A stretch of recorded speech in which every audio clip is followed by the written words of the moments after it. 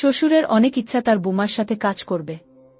তার বুমার সাথে কাজ খুব একটা কঠিন হবে না, কেননা শ্বশুরের প্রতি বুমার একটু হলেও আকর্ষণ আছে তা বুঝতে পারেন শ্বশুর। তাই তিনি ভাবলেন এই সোনার সুযোগ কাজে না লাগাতে পারলে পুরুষ হিসেবে তার জন্মটাই বৃথা হবে। একদিন শ্বশুর বাথরুম স্নান করছিলেন। তিনি ভাবলেন আজকে চেষ্টা করা যেতে পারে। তিনি তার বৌমাকে ডাকলেন।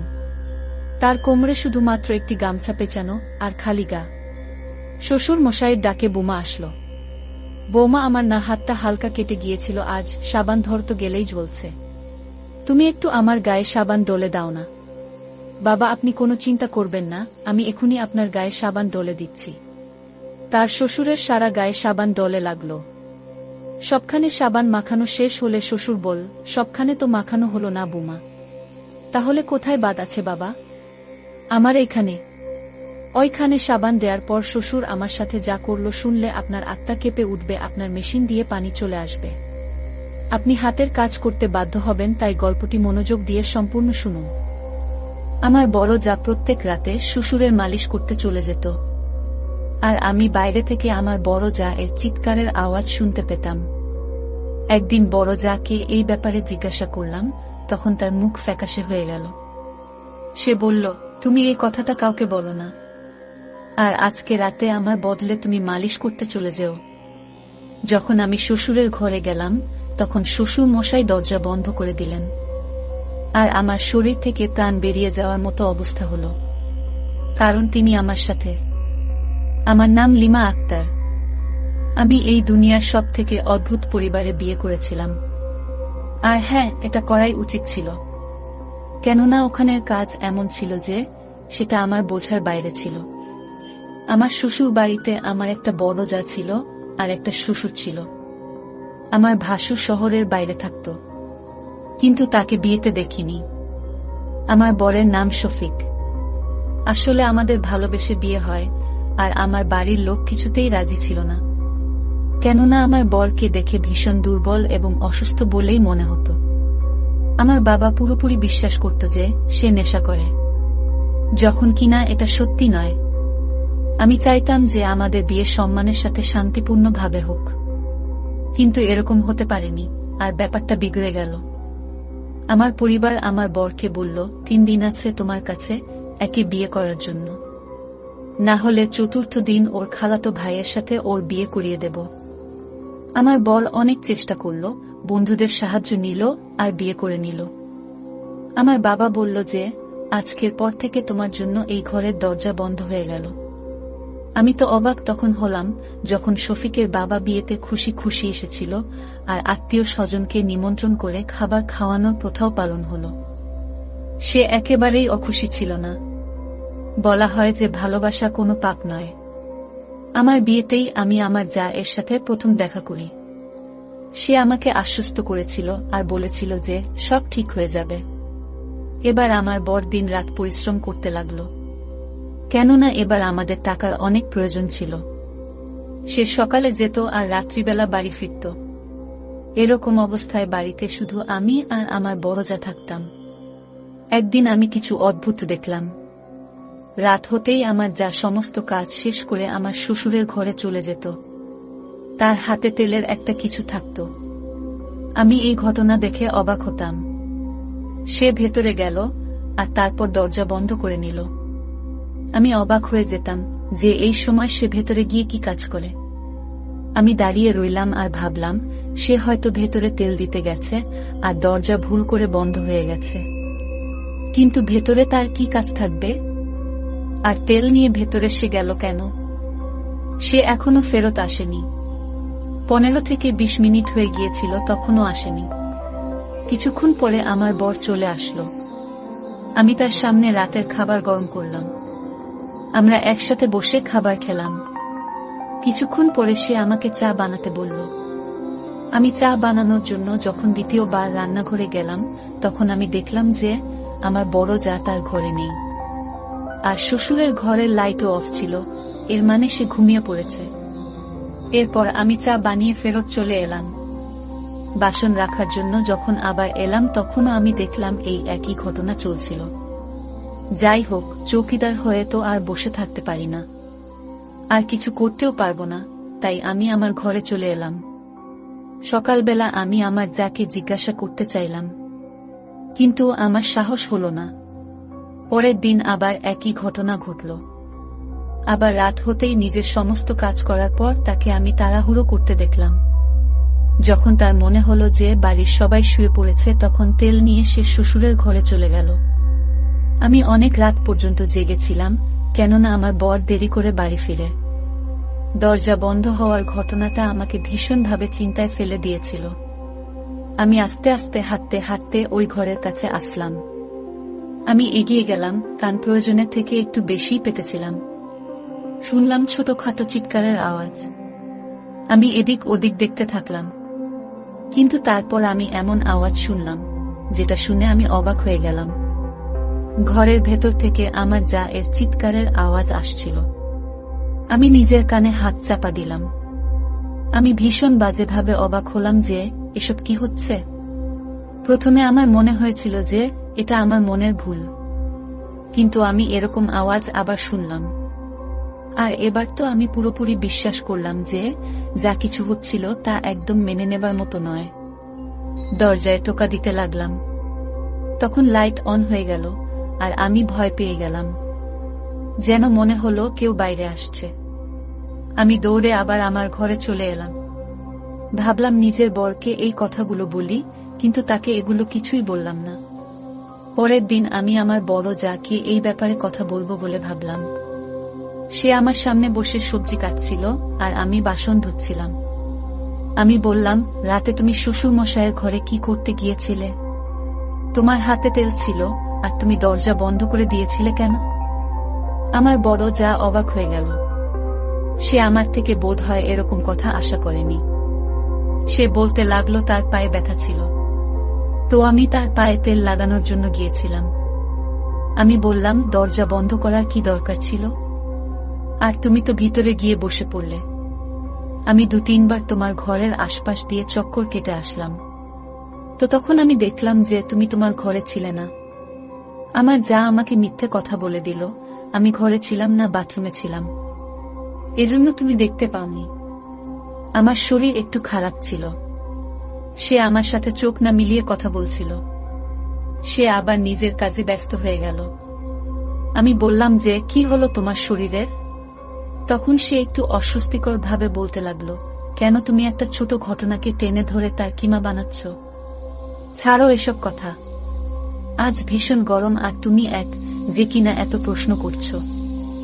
সে কথাটাকে অন্যদিকে ঘুরিয়ে দিল, কিন্তু আমি যা আন্দাজ করছিলাম সেটাই করলাম। আমার একটা খুব কাছের বন্ধু ছিল। যখন আমি তাকে এইসব বললাম, তখন সে কথাটা শুনে সেই আগুনে আরো হাওয়া দিল, আর নিজের কানে হাত চাপা দিয়ে বলল যে, তুমি পাগল হয়ে যাওনি তো? স্বাভাবিক ব্যাপার যে সেখানে কি হচ্ছে সেটা তোমার জানা দরকার। আমার যা ও অদ্ভুত মানুষ ছিল, চুপচাপ থাকতো সে। একদিকে সে খোলামেলা পোশাক পরত, আর এসে বলতো, আমার গরম লাগছে। আর অন্যদিকে এত মোটা আর লম্বা কাপড় চোপড় পরত, আর তখন তার গরম লাগতো না। আমি জানতাম কোনো না কোনো গন্ডগোল তো আছেই। একদিন আমাদের ঘরে এক আত্মীয় আসে, তার সাথে আমিও কথা বললাম। তখন সে বলল, তোমার বর বিয়ের আগে বাইরের দেশে যেতে চাইতো, তার বাবা তাকে যেতে দেয়নি। আমি বললাম, আমার বর বাইরে না গেলেই ভালো, আমি তাকে ভীষণ ভালোবাসি। উনি বললেন যে, হ্যাঁ, তোমার বড় জায়ের বর তো বাইরেই আছে, বেচারি কত উদাস থাকে। আমি বললাম, কই, সে তো উদাস থাকে না, একদম সাধারণ থাকে সে, খুব ভালোভাবে সেজেগুজে থাকে, হাতে চুড়ি পরে। তখন সে বলতে লাগলো, এমনটা নয়, আমরা তো তাকে বড়ই উদাস দেখি, এমনিতে সে অনেক সুন্দরী। আমি বললাম, হ্যাঁ, এটা তো সত্যি। এরকম অবস্থায় যদি বর কাছে না হয়, তাহলে মানুষ সেজেগুজে কাকে দেখায়? তার হয়তো মন চায়, সেজন্যই সে তৈরি হয়। আর এটা তো ভালো কথা। মানুষের নিজের জন্য সাজা উচিত, শুধুমাত্র বরের জন্য তার বুক কেন সাজবে? সে নিজের জন্য সাজতে পারে, যাতে সে নিজেকে খুব সুন্দরী দেখাতে পারে, আর নিজেকে সুন্দরী দেখে সে খুশি হবে। আমার বড় যাকে দেখে একদমই মনে হয় না যে তার বর বাইরে থাকে। না ওই ঘরে আমার ভাসুরকে নিয়ে কথা হয়, আর না তার কেউ নাম নেয়, আর না আমি তার কোনো ছবি দেখেছি। আমার বড় যাকেও আমি কখনো ফোনে কথা বলতেও দেখিনি। যদি বর বাইরে থাকে তাহলে ফোনটা তো অন্ততপক্ষে করে। এমনকি আমার শ্বশুর এটাও বলে না যে আমার ছেলে বাইরে থাকে। একবার আমরা সবাই খাবার খাচ্ছিলাম, তখন আমার শ্বশুর বলল, আল্লাহ একটাই ছেলে দিয়েছে, আর এ সমস্ত কিছুই তারই। তার সাথে সাথেই সে কাশি শুরু করে দিল। আমি বললাম, আব্বু আপনার তো আরও একটা ছেলে আছে। তখন সে বলতে লাগলো, হ্যাঁ আরও একটা ছেলে আছে, ভুল করে বলে ফেলেছি। বাবা কখনো তার ছেলেকে ভুলতে পারে? আমি তো মজা করছিলাম, কিন্তু আমরা সবাই অবাক হয়ে গেলাম যে কি করে সে ভুলে গেল। আমার বর অদ্ভুত চেহারা বানিয়েছিল, আর আমার বড় যা এদিক ওদিক তাকাতে লাগলো। এমন মনে হলো এরা তিনজনই আমার থেকে কোনো কথা লুকোচ্ছে। কিন্তু আমার বড় যা এর ওই একই রুটিন ছিল। আমি আবার তাকে যখন জিজ্ঞাসা করলাম তখন সে বলল, শ্বশুরের পায়ে ব্যথা হয়, যতক্ষণ তার পা না টিপি ততক্ষণ তার ঘুম আসে না। কিন্তু আমি এটা ভাবতে লাগলাম যে যখন উনি ঘুমিয়ে পড়েন তখন যা ফেরত কেন আসে না? সারা রাত ধরে কি সে বসে বসে পা টেপে? এর সাথে শ্বশুরের কোনো সম্পর্কও তো নেই, সে তার কাকাও না, মামাও না। উনি বাড়ির এই বৌমাকে বংশের মধ্যে তো বিয়ে দেননি, এ বংশের বাইরের মেয়ে। তাহলে কত অদ্ভুত ব্যাপার যে শ্বশুরের ঘরে চলে যায় আর সে তার পায়ে মালিশ করে, ম্যাসাজ করে, আর ওখানেই ঘুমিয়ে পড়ে। ওখানে এর কি বা কাজ? আর সেই আওয়াজ, সেটা ভাবলে তো আমার মাথা এমনি ঘুরে যায়। যেটা আমি ভাবতেও চাই না, আর সেটাই এই ঘরে হয়ে চলেছে। একদিন তো কিছু এমন হলো যে আমি হতবাক হয়ে গেলাম। আমি আমার যাকে কাপড় বদলাতে দেখে নিয়েছিলাম, সে আমাকে দেখে খুব বাজেভাবে চমকে গেল। কিন্তু তার থেকে বেশি তো আমি চমকে গেলাম। আমি বললাম যে তুমি তো মা হতে চলেছ, আর আমাকে বলনি? তার মুখের কথা তার সঙ্গ দেয়নি তখন। সে তো প্রথমে ভীষণ ঘাবড়ে গেল, তারপর নিজেকে একটু সামলে নিল আর বলল, আমাদের বংশে এইসব বলা হয় না। যতক্ষণ না 7 মাস হয় ততক্ষণ কাউকেই বলা যায় না। বলা হয় যে সবার নাকি নজর লেগে যায়, আর সেটা ভালো হয় না। এজন্য আমি কাউকে বলিনি। আমি বললাম, এটা তো আমার বর, ও আমাকে বলেনি। কখনো শ্বশুর মশাই ও এই কথা বলেনি। তারাও কি জানে না? আমার যা এর মুখে কোনো কথা ছিল না। সে বলল, তারা জানে, তাদের হয়তো মনে নেই। এটা আবার কি ধরনের কথা? এত বড় কথা ভুলে কি করে যায়? আর আমিও জানতে পারিনি। যা খোলামেলা পোশাক পরত, কিন্তু এবার তাকে দেখে বোঝা যায় যে তার 7ম মাস চলছে। তার মানে আমার ভাসুর 7 মাস আগে এসেছে। কিন্তু তাও এই বাড়ির কেউ তার নাম নেয়নি। ভাসুরের সাথে কি আমার বরের কোনো শত্রুতা ছিল, নাকি তাকে সে পছন্দ করে না? আমিও এসেছি এখানে 2 মাস হতে গেল। এ কোনোদিন তার জন্য কিছুই পাঠায় না, কোনোদিন কোনো মানি অর্ডার বা কোনো পার্সেলও আসেনি। তখন আমি ভাবলাম যে এই তো আমার জায়ের অবস্থা। আর তার উপরে আমার শ্বশুর আজও তাকে পা মালিশ করতে ডাকেন, এবং তাও প্রতিদিন। তার তো এটা উপলব্ধি করা উচিত, এরকম অবস্থায় তো মহিলাদের আরাম করা উচিত। একদিন আমরা সবাই খাবার খাচ্ছিলাম, তখন আমি আমার যাকে বললাম, আমি তোমার জন্য চাটনি বানিয়েছি। এরকম অবস্থায় তো তোমার চাটনি খেতে ইচ্ছা করে। এটা শুনে আমার জায়ের গলায় যে খাবার ছিল সেটা অল্প আটকে গেল, আর শ্বশুরও অবাক হয়ে তাকে দেখতে থাকল। সে সবার সামনে বলতে লাগলো, তোমার কি হয়েছে? তোমায় কে বলেছে যে আমি প্রেগন্যান্ট? যখন কিনা আমার বর আমার সাথে দেখাই করতে আসেনি। আমার পায়ের তলা থেকে মাটি সরে গেল যে কিভাবে আমার যা মুখ ভরে মিথ্যা কথা বলছিল, যখন কিনা আমি খুব ভালোভাবে জানি যে সে গর্ভবতী। আর যদি তার বর না আসে তাহলে এই বাচ্চাটা আসলেই বা কার? আমার শ্বশুরও বলল, সে তোমার সাথে মজা করছিল, আর তুমি সত্যি ভেবে নিলে। বৌমা, এখন কোনো খুশির খবর নেই আমাদের বাড়িতে। এখন তো আমাদের মুখের দিকেই তাকিয়ে তাড়াতাড়ি কোনো খুশির খবর দিয়ে দাও, তাহলে এই বাড়িতেও খুশির চমক লেগে যাবে। আমার শ্বশুর হঠাৎ করেই আমার যাকে বলল, তোমার মায়ের ঘরে তোমাকে ছেড়ে আসার কথা ছিল না? এসো, আমি তোমাকে ছেড়ে আসি। আমি তো ভুলেই গেছি, তুমিও মনে করাওনি। এখন এর বর বাড়িতে নেই, যার জন্য এই দায়িত্বটা আমাকেই পুরো করতে হচ্ছে। যখনই বলে এর বাবার বাড়িতে আমি একে ছেড়ে আসি, আমার শ্বশুর আমাকে বলতে লাগলো। সে বলল এর বাবার সাথে আমার যথেষ্ট বন্ধুত্ব, ওখানে একটু বসে যাই, ভালো সময় কাটে। তোমরা দুজন স্বামী স্ত্রী খাবার খেয়ে নাও, আমি যাই। আমার জায়ের মুখের রং পড়ে গেল। সে ভালোভাবে আমাকে দেখতে থাকল, এমন করে যেন আমি তার জীবন বরবাদ করে দিয়েছি। আমার শ্বশুর হঠাৎ করে তাকে নিয়ে সেখানে চলে গেল, যখন কিনা এরকম কোনো কথা হয়নি যে তাকে আজকেই নিয়ে যেতে হবে।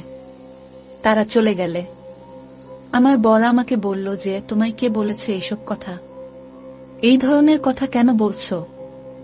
আমি বললাম, আমি দেখেছি তার পেট এত বড় হয়ে গেছে। আমার বর হাসতে লাগলো আর বলল, তার পেট খাবার খেয়ে বড় হয়েছে, আর তুমি ভাবছো যে সে গর্ভবতী? আমার ভাই 2 বছর ধরে ফিরেনি, তাহলে বাচ্চা কোথা থেকে হবে? আমি আমার বরকে কিছুই বললাম না, আর কোনো তর্কেও গেলাম না, কিন্তু কথাটা সত্যি ছিল। আর আমি নিজের চোখে দেখেছিলাম যে আমার যা গর্ভবতী, আর তার 7ম মাস চলছিল। কিন্তু সেই কথাটা সে লুকাচ্ছে কেন? আর যদি লুকিয়েই থাকে তো তার কি বাচ্চা জন্ম দেওয়ার কথা ছিল না? আমার শ্বশুর আমার বড় যাকে তার বাবার বাড়িতে ছেড়ে রাতের মধ্যে ফেরত চলে এলো। তারপর আমার বড় যাকে দেখে আমি আরো একবার অবাক হয়ে গেলাম। তার মুখে একটা ক্ষত চিহ্ন দেখতে পেলাম, মনে হলো চোট লেগেছে। আমি এগিয়ে এসে তাকে বললাম, কি হয়েছে? কি করে হলো? তখন সে বলতে লাগলো যে ফেরত আসার সময় রিকশা থেকে পড়ে গিয়েছিলাম, আর আমার মুখ মাটিতে আঘাত পায়। আমি অবাক হয়ে গেলাম। আমার জায়ের চোখ দেখে মনে হচ্ছিল যে সে মিথ্যা বলছে। সে নিজের ঘরে চলে গেল, আর সে খাবারও খায়নি। যদি সে রিকশা থেকে পড়ে যেত তবে তো তার বাচ্চাও ক্ষতিগ্রস্ত হতো, অথচ এমন কিছুই হয়নি। মনে হচ্ছিল যেন কেউ তার সাথে এমন করেছে। আজ রাতেও সে যখন শ্বশুরের ঘরে যাচ্ছিল তখন তার চোখে জল ছিল। সে ঘরে যাওয়ার আগে তার চোখের জল মুছল। বেচারির উপর কিছু তো অত্যাচার হচ্ছিলই, আর এখানে সে নিজেই সবকিছু করছিল। একদিন আমি খুব রেগে গেলাম, আর আমি আমার যাকে বললাম, কেন সে এত বড় মিথ্যা বলছে সবার সামনে? আমি অন্ধ নই, আমি তোমাকে নিজের চোখে দেখেছি। তুমি মা হতে চলেছ, তুমি নকল পেট তো লাগিয়ে রাখোনি। তুমি এত খাও না যে তুমি মোটা হয়ে যাবে। তোমার পেটে কার বাচ্চা আছে?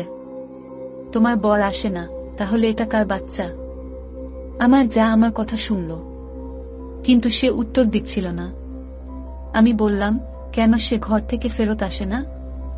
তেল তো লাগিয়ে দিয়েছ, তাহলে এবার ফেরত এসো।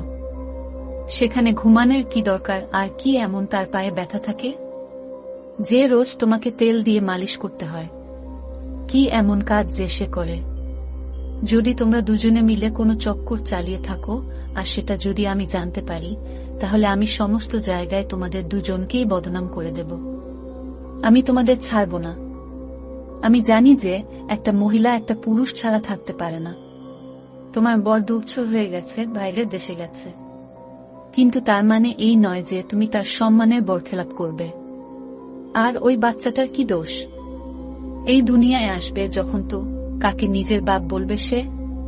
তুমি কি তাকে এই দুনিয়ায় আনতে চাও না? কতদিন লুকাবে? কেন নিজের জীবন বরবাদ করছো? আমার যা এবার রেগে গেল। সে বলল, ঠিক আছে, যদি তোমার এটাই মনে হয় যে আমি আমার শ্বশুরের ঘরে যাই, আর আমার বাচ্চাও আমার বরের নয়, তাহলে আজ তুমি আমার জায়গায় শ্বশুরের ঘরে যাও, তাকে তেল মালিশ করে দিয়ে আসো, তখনই দেখে নিও সেখানে কি হয়। আমি বললাম, ঠিক আছে, আমি চলে যাব, আর দেখব যে ওখানে কি হয়। সে বলল, শ্বশুর আগে থেকেই ঘরের লাইট অফ করে রাখে, তোমাকে সে শুধু এটুকুই বলবে, তেল লাগিয়ে দাও, তুমি ধীরে সুস্থে লাগিয়ে দিও, তাতে কোনো সমস্যা নেই। আমি বললাম, ঠিক আছে, আমি যাব, আর গিয়ে দেখতে চাই ভিতরে কি হয়। আমি জানতাম মহিলাদের ভুল থাকে না, মহিলা জিতেও হেরে যেতে জানে। কিন্তু তাও এখানে আমার জায়ের ভুল আমি দেখতে পেলাম। যদি কিছু ভুল হয়েও থাকে তাহলে সে কাউকে বলে না কেন? যদি আমার শ্বশুর তার সাথে জবরদস্তি করে থাকে তাহলে সে সহ্য করে কেন? সে নিজের বরের সাথে কথা কেন বলে না? সে আমার বরকে তো বলতে পারত, আর কাউকে না হলেও আমাকে বলে দিতে পারত। আমি তার সাহায্য করতে পারতাম। যে ধরনের আওয়াজ আমি শুনেছিলাম তাতে আমার জায়ের উপরও আমার সন্দেহ ছিল। আমার বর তো এমনিতেই দেরি করে আসে, আর আমার শ্বশুর নয় তাতেই ঘুমিয়ে পড়ে। এজন্যই আমার যা বলল, যাও আজ তুমি সেখানে। আমি দেখলাম ঘরের লাইট প্রথম থেকেই অফ ছিল। আমি হাতে তেলের বাটি ধরলাম আর ভেতরে ঢুকে গেলাম। আমার যা বলল, ভেতরে যেতেই দরজা বন্ধ করে দিও, আর যদি কোনো কথা জিজ্ঞাসা করে তো তাহলে তুমি হ্যাঁ হু বলে কাটিয়ে দিও। আমার ভয় পাবার কি আছে? এটা আমার শ্বশুরই তো। যদি সে জেনেও যায় তো তখন আমি সাথে সাথে বাইরে চলে আসব। আমার যা বাইরেই দাঁড়িয়েছিল, কিন্তু যখন আমি ভিতরে গেলাম, আমার ভেতরে যেতেই আমার শ্বশুর একটা কথা বলল, আর সেটা শুনে আমি নিজের কানে হাত চাপা দিলাম। সে বলতে লাগলো যে, প্রিয়, আজ এত দেরি করলে কেন? আমি তার এই কথা শুনে পুরোপুরি অবাক হয়ে গেলাম। তিনি বললেন, বসো আমার পাশে। দাঁড়িয়ে আছো কেন? কি হয়েছে? তুমি কি রেগে আছো আমার উপর? সে এমনভাবে বলছিল যেন সে নিজের বউয়ের সাথে কথা বলছে। আমি তো ভিতরে গিয়েছিলাম মাত্র 2 মিনিট হয়েছিল, আর সাথে সাথেই আমি বাইরে চলে এলাম। আর আমি আমার যাকে অবাক হয়ে দেখতে লাগলাম। তারপর সে আমাকে তার ঘরে নিয়ে গেল, আর সে আমাকে একটা ফটো দেখালো যেখানে সে আমার শ্বশুরের সাথে বউ হয়ে বসেছিল। সে বলল, এটা আমার শ্বশুর নয়, আমার বর, আর আমার বিয়ে হয়েছে। তুমি যে আওয়াজ শুনেছিলে ওটা এই কারণেই। এই অবস্থায় আমি তার পা টিপে পুরোপুরি হাঁপিয়ে যেতাম, এজন্য আমার মুখ দিয়ে আওয়াজ বের হতো। এই লোকটা ভালো না, আর আমার উপর অত্যাচার করে। আমাকে সে নিজের চাকর ভাবে, কেননা আমার আগে পেছনে কেউ নেই। কিন্তু ইনিই আমার বর, আর এই বাচ্চাটাও এরই। সে বলেছে যে যখন বাচ্চা দেবার দিন এসে যাবে তখন আমাকে গ্রামে পাঠিয়ে দেবে, আর কিছু না কিছু বলে কাটিয়ে দেবে যে এই বাচ্চাটাকে দত্তক নিয়েছি। তোমার বরের সাথে মিলে এই প্ল্যানটা সে বানিয়েছে যাতে তুমি জানতে না পারো, না হলে বদনামি হবে আমাদের বংশের। এই কথাটা কেউ জানে না যে মহিলা এই বাড়িতে এসেছিল সে তো আমার বরের বোন ছিল, এজন্য সেও আমাদের সাথে মিলে আছে। যখন তুমি সবার সামনে বললে যে আমি গর্ভবতী, তখন আমার বর আমার উপর রেগে গিয়েছিল, আর আমায় মেরেও ছিল। এজন্যই আমার মুখে ক্ষত চিহ্নের দাগ পেয়েছিলে। পুরো রাস্তা সে আমাকে অনেক কথা শুনিয়েছে সেদিন। এই বংশটা ভীষণ অদ্ভুত। এখানে অনেক রহস্য আছে, যার মধ্যে আমি নিজেও একটা রহস্য। তোমার বর তোমাকে এই কথাটা এজন্য বলেনি কেননা তুমি তাকে অদ্ভুত না ভেবে ফেলো।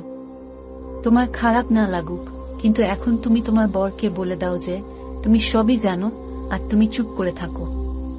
আমার স্বামী নিজেই তোমাকে এসব কথা বলবে যখন তোমার বেশ কয়েক মাস হয়ে যাবে। কিন্তু ততদিন পর্যন্ত প্রিয়, তুমি আমার উপর গোয়েন্দাগিরি করতে থাকো। আমার কেস নিয়ে কথা বলে আমার জন্য উদাহরণ দাঁড় করানো বন্ধ করো। তাই আজকে আমার পরিবর্তে তোমাকে ওই ঘরে পাঠিয়েছি যাতে তুমি বিশ্বাস করতে পারো। আমি আমার জায়ের কাছে ক্ষমা চেয়েছিলাম এবং তাকে কথা দিয়েছিলাম যে আমি আর কিছু বলবো না, কেননা আমার কারণে তার জীবনের উপর প্রভাব পড়ছিল। এরপর আমি আমার স্বামীকে বিষয়টি জানাই। সেও বিব্রত হয়ে পড়ল। সে বলল, তুমি তো আগেই সব ছেড়ে এখানে এসেছ। আমি চাইনি তুমি ভাবো যে তুমি কি রকম পরিবারে এসে পড়েছ। আমার বাবা এই মেয়েটাকে ভালোবেসে বিয়ে করেছে। হ্যাঁ, তাই সে আমাদের ভালোবাসার বিরুদ্ধে ছিল না। তাই তাকে তার মতো করে ছেড়ে দাও এবং আমার সাথে নিজের জীবন কাটাও। আমি সেটাই করেছি। আমার শ্বশুর বাড়িতে যখন একটি মেয়ের জন্ম হয় তখন তিনিও একটু লজ্জা পান, কারণ আগে তার কোনো মেয়ে ছিল না। এখন সে ভালো থাকে এবং তার স্ত্রীর ও যত্ন নেয়। আমরাও স্বাভাবিকভাবে জীবনযাপন করছিলাম। তারা তাদের জীবনে ব্যস্ত ছিলেন। এমনকি আমরা আমাদের জীবনে আমাদের ঘরের অংশ এবং রান্নাঘর আলাদা করে ফেলেছি। এখন আমরা তাদের সাথে সম্পূর্ণ যোগাযোগ বন্ধ করে ফেলেছি। আমার স্বামী খুব ভালো মানুষ। আমাকে সে ভালোবাসে, আমার জন্য কঠোর পরিশ্রম করে। এটা আমার জন্য যথেষ্ট। তো বন্ধুরা, আজকে এই পর্যন্তই। ভিডিওটি দেখার পর যদি তোমাদের ভালো লাগে তাহলে অবশ্যই একটি লাইক করবেন এবং কমেন্ট করে তোমাদের মতামত জানাবেন। আর চ্যানেলটি সাবস্ক্রাইব করে সাথেই থাকবেন। ধন্যবাদ।